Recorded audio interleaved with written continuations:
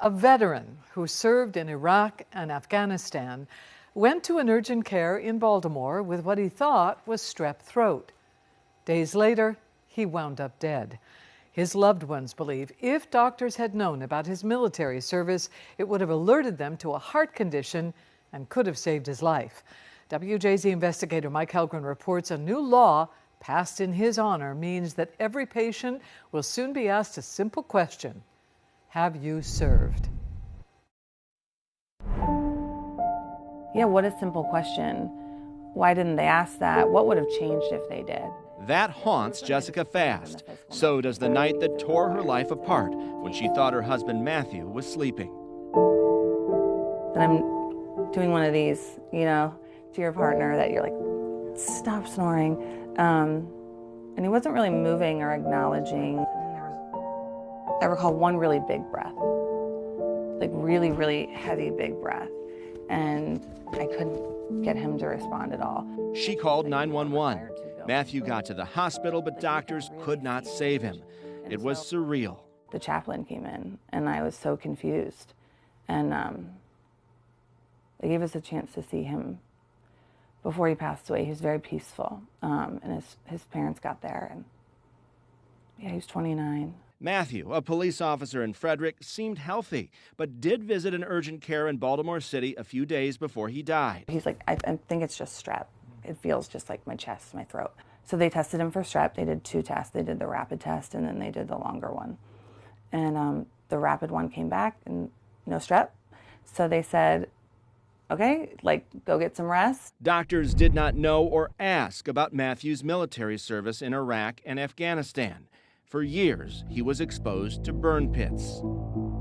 That is where they dispose of anything from human waste to garbage and trash to batteries, and that's burning steps away from where these individuals are sleeping. And they're breathing that in. We know that exposure to those burn pits will cause long-term damage. To what extent, we're now seeing that, and it's pretty devastating.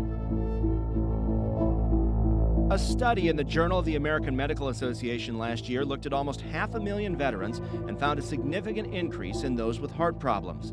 Jessica says in her husband's case, the burn pits caused myocarditis, inflammation of the heart muscle, which led to his death.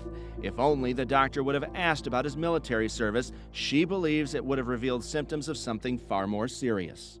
That one question could have changed our story. And that one question would have allowed him to meet his son. And his attitude and his smug little self, he is, he's our blessing that in probably one of the, if not the lowest moment of people's lives, you can find this gift. William Folden was a mentor to Matthew, considered him a brother, and now holds his son in his arms.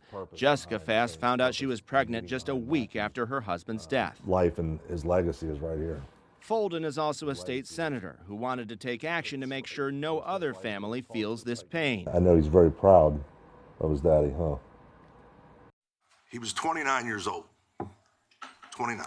The senator introduced the Matthew Fast Act, requiring all health care facilities in Maryland ask their patients whether they've served in the military. That could reveal or at least lead the physician in another path that might save a life. And in Matthew's case, I believe it would have. It passed unanimously. At the bill signing, Senator Folden wore Matthew Fast's patriotic jacket, the same one he wore to the eulogy. Fast's son wore it too. Maryland is now the first state to pass such legislation. The idea is to get the proper treatment and have the physicians ask the appropriate questions. We owe our veterans that. We owe them everything, every day. My husband was beautifully patriotic. And his widow knows Matthew Fast's legacy will be helping those who served just like he did. If we can save other children from having to lose a parent at 29, we can save other mothers from having to bury their son at 29, that is worth it. Powerful story. Thank you, Mike. Well, if you have a story and you'd like Mike to look into it, email investigate@wjz.com. Derek.